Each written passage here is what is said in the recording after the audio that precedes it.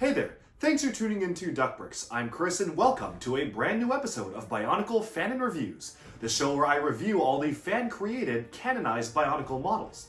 Some of these were canonized via official LEGO-sponsored contests like the Dark Hunter and Rahi contests of 2005, and others were canonized via the currently ongoing TTV canonization contests, which are overseen by Greg Farsty himself. The model in question here is a Crystal Climber. It was canonized in 2005 for the Rahi contest and went on to appear in the Rahi guidebook. Now, the Crystal Climber is a pretty simple species. It lived in Ko-Metru and was commonly seen in the Ko-Metru knowledge towers, hence the name Crystal Climber. And typically, Ko-Matoran regarded it as a pest. They had to shut down entire knowledge towers to drive out these pests, but eventually they made their home around Ko-Metru and were pretty hard to root out in general. Now, moving on from the backstory, I'll be reviewing this model with 4 key points. Number 1 is posability. So can I get this into cool poses? Can it support its own weight? And does it look generally cool in different action poses? Number 2 is building techniques. So was I impressed by the building techniques used for this model, or is it just recycling stuff we've seen in the sets? And generally, was I happy with the parts usages across the entire build? Number 3 is overall aesthetics. So did I like the look of the model, just completely agnostic of the storyline significance? Does it look cool to me? Does it look like a realistic animal for some way, shape, or form? And finally, number 4 is believability in universe. So by this point, I mean, does the backstory given to it by the Bionicle story team make sense for this particular build? And I'll also be using this point to compare it alongside some other representative samples from the Bionicle universe just to do some size and scale comparisons. With that said, let's just dive right into the Crystal Climber Rahi review. Alright, so right here we have the Crystal Climber Rahi in all its glory. We'll start off with posability and move on from there. Now, one thing I do want to mention before we get started though, is that if you see all of these blue pins across the model, if you look at the official image in the Rahi Visual Dictionary, these blue pins are actually supposed to be black. And the reason why they're not black is because each of the black pins cost around $1 to $2 a piece on Bricklink. So it's really not that cost efficient if you just want to build this as it is and use all the black pins. Obviously, I'm not going to be detracting any aesthetic points for this. The black pins were a lot more common during the era that this was built than they are today, so I can see why they used it. And so while you're watching this, I hope it doesn't make too much of a difference. Just pretend that everything blue here is black and we'll be all good. And as you can see, if you kind of gloss over the blue here, it has a pretty solid color scheme of a black, dark gray, and silverish aesthetic, which we'll talk about when we get to the overall aesthetics. But diving right into the posability of the model, the first thing I do want to call out immediately is that this is packing a hidden gear function. Yes, you heard that right, it's a canonized model created by a fan that actually has a full gear function within, which is super cool. So you'll notice right here this Roxy shell is just kind of sitting there. So when you move it to the back here, you expose this gear right here. And twisting this gear allows you to actually wiggle the limbs back and forth, which is really cool. Now there is one downside to this. Because of the way the limbs are built, they will literally just fall off if you're a little too rough on the gear function.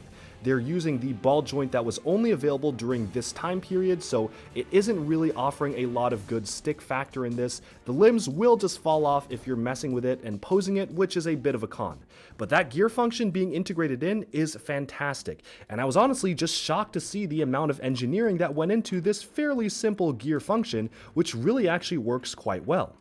Now, obviously, this is one of the few canonized models that actually does have some sort of a play feature, so I'm always very happy when they do try to include these.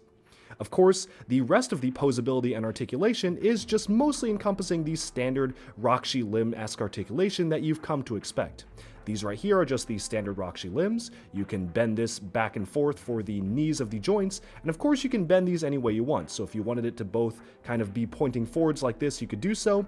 If you wanted one leg to point backwards, you can do that too. Pretty much any amount of articulation is able to be achieved with this model. Now moving on from the limbs to the head actually does one pretty cool thing in terms of articulation.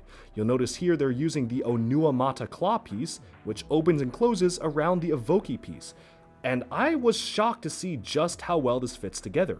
It's an excellent parts usage of the Mask of Light to act as the upper jaw and the teeth here, and I honestly was shocked at just how well this meshes with the Onua claw element. It almost feels like the pieces were made to mesh together, and I'm continually impressed with how different builders will find different connections between pieces like this, which I think is pretty cool.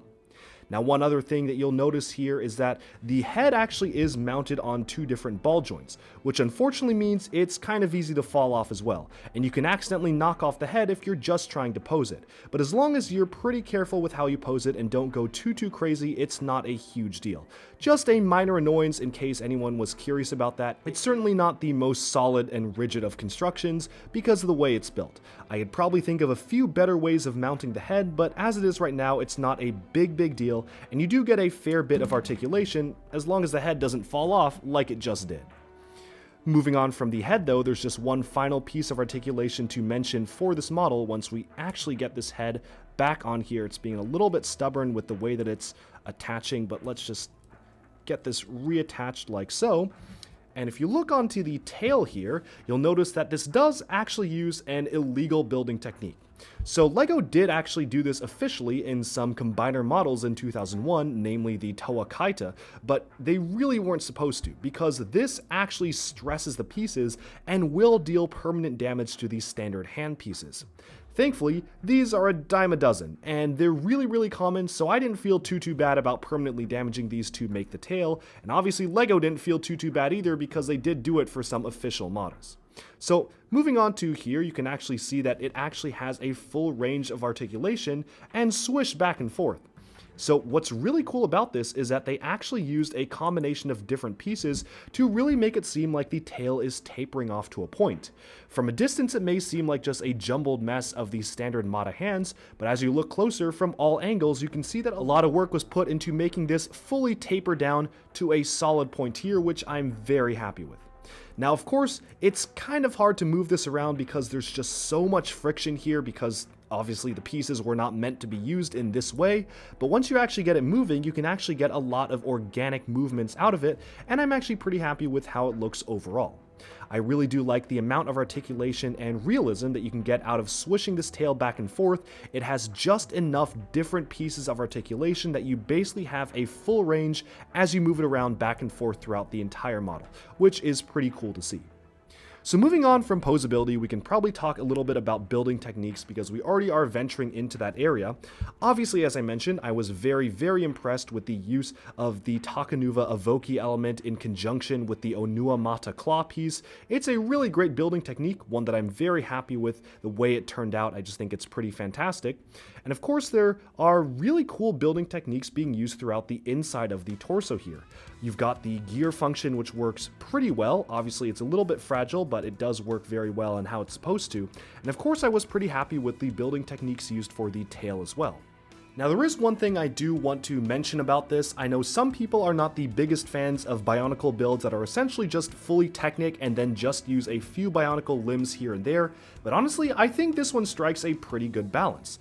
Sure, the main body is literally just Technic, but you do have a lot of Bionicle specific parts here and here. Obviously, the head is very Bionicle, evoking the Tarakawa Rahi actually with these Technic panels here, and of course you have the Rakshi limbs to really keep it within the Bionicle aesthetic. Overall, this is just a really well built and cool model. It's honestly one of the best built Rahi out of the entire Rahi contest, bar almost none. Maybe the spiny stone ape is a little bit more technically impressive, but this is really well done, and probably one of the best built models in general.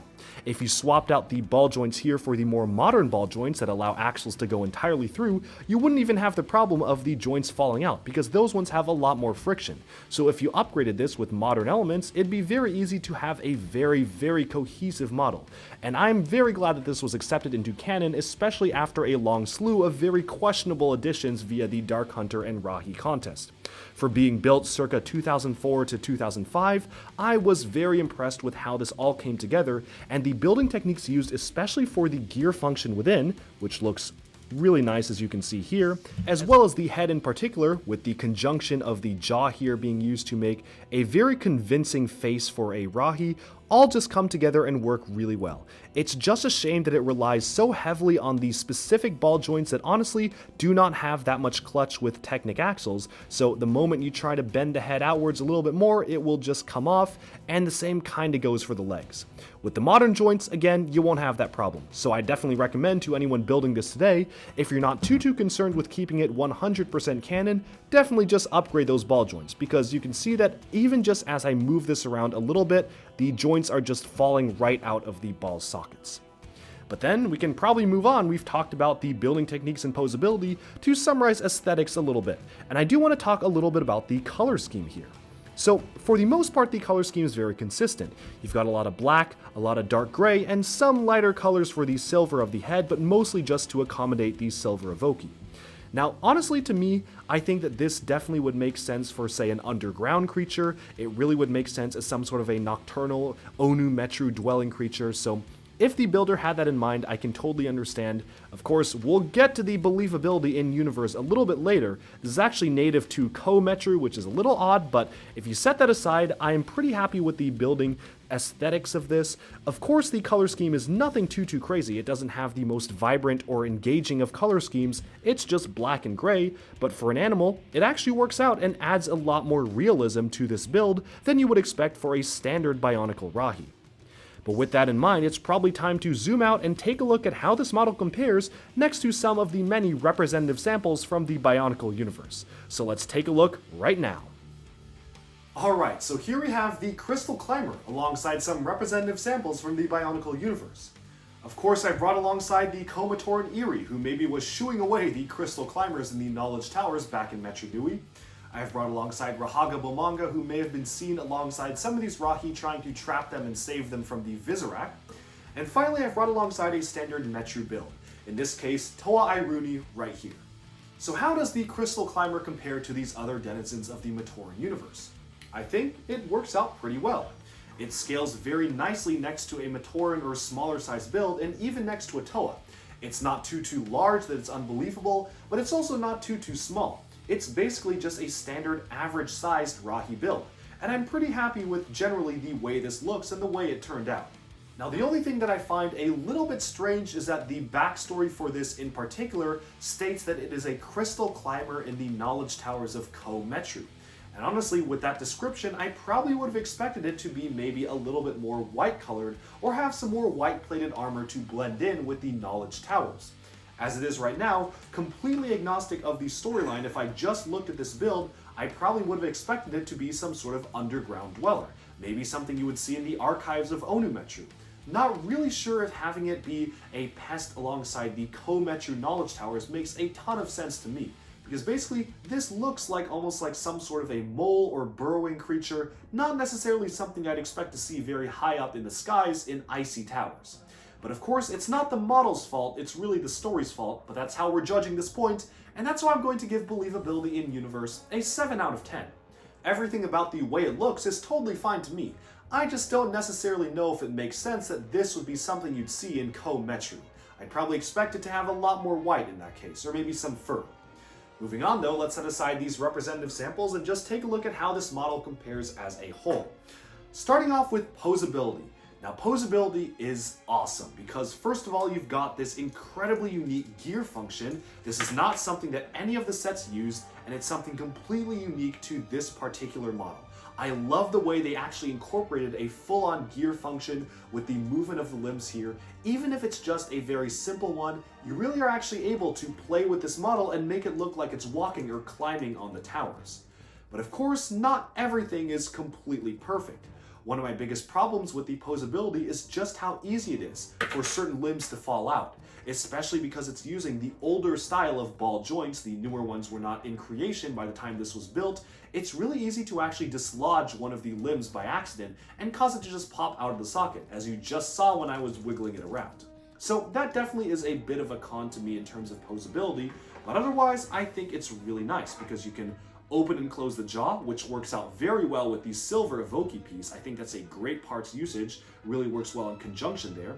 And all in all, I think that in general, you can get this into fun and interesting poses. The head is very articulatable because you can move it alongside two different ball joints, And of course, you can move the tail completely, swish it back and forth here, a very, very highly articulatable tail, while still retaining the style and the aesthetics of how this looks. And so I'm going to give Posability an 8 out of 10. That gear function's amazing, you can get it into good poses of it climbing. The only thing is that since the legs keep falling off, sometimes that makes it difficult to pose. And moving on though, we can take a look at building techniques. Now this model honestly kind of blew me away. It's not ridiculously complex, but it's complex enough that it's probably one of the most technically advanced Rahi ever canonized for the Bionicle universe. The bulk of the body is almost purely just a technic build, which is something I really appreciate and think works out really well for this model. Everything works quite well in conjunction with each other. The series of gears throughout this model really give it this excellent posability aspect of it, and the function as well is fantastic. And one of my favorite things about it is that it uses different pieces that were intended for different things in conjunction with each other to create a cohesive build. Especially the front build of the head here, using the upper evoke as teeth, the lower clamp as jaws here, going all the way up and down, really actually clamps together in a way I would not have expected those pieces to work so well together. And even using the Technic bushings up here reminds me of some of the other Bionicle Rahi builds, like the Tarakava for instance, and works out quite well for this model. I also love the way that they actually built up this tail in the back here. Technically, these days it would be considered an illegal technique, but LEGO did it themselves in official combo models like the Toa Kaida, so I personally will excuse it. I just think it works out really well and gives a ton of articulation to these pieces while actually retaining the look and feel and tapering off to a point, which is pretty hard to do when you're clumping together a ton of basically just the same piece. The only thing I really wish could have been improved building techniques wise are the way the legs work. I think the legs are just alright, but the axles just tend to fall out of those ball joints, so it's really easy to get it to fall apart in the legs, which is very unfortunate for me personally. But so, all in all, I'm going to give building techniques a 9 out of 10. If it wasn't for the legs continuously falling out, it would be a perfect 10 out of 10 because this is a fantastic model and works out really well in terms of being fully built. And lastly, we can now move on to the final point, overall aesthetics of the model. I think that, completely agnostic of the storyline, this is quite good. It looks like some sort of a mole or burrowing creature, maybe I can see it as a climbing creature, but everything works out very well. The color scheme is remarkably consistent.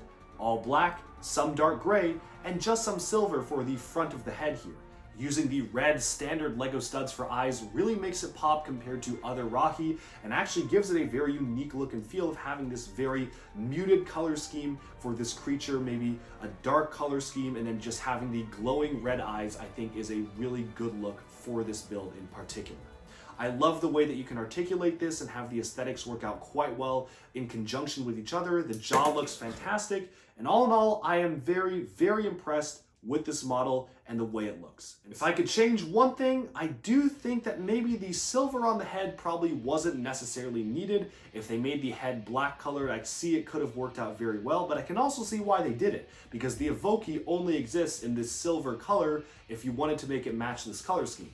Certainly the flat dark gold color or the other glittery color would not have worked at all for this model, so I can see why they had to include a bit of silver to actually make it mesh with the Evoke. Otherwise, everything else is pretty perfect about this model, and I'm very happy with the aesthetics, so much so I'm giving it a 9 out of 10. But with that, we have wrapped up this review of the Crystal Climber Rahi. Let me know down in the comments below, what do you think of this model? If you've built it yourself, do you like it, do you dislike it, and do you agree or disagree with the points I shared throughout this review? With that, thank you all so much for tuning into Duck Bricks. I hope you enjoyed this video, and definitely stay tuned every single Monday for a brand new Bionicle Fanon review, coming your way very soon. Thanks, and bye-bye for now.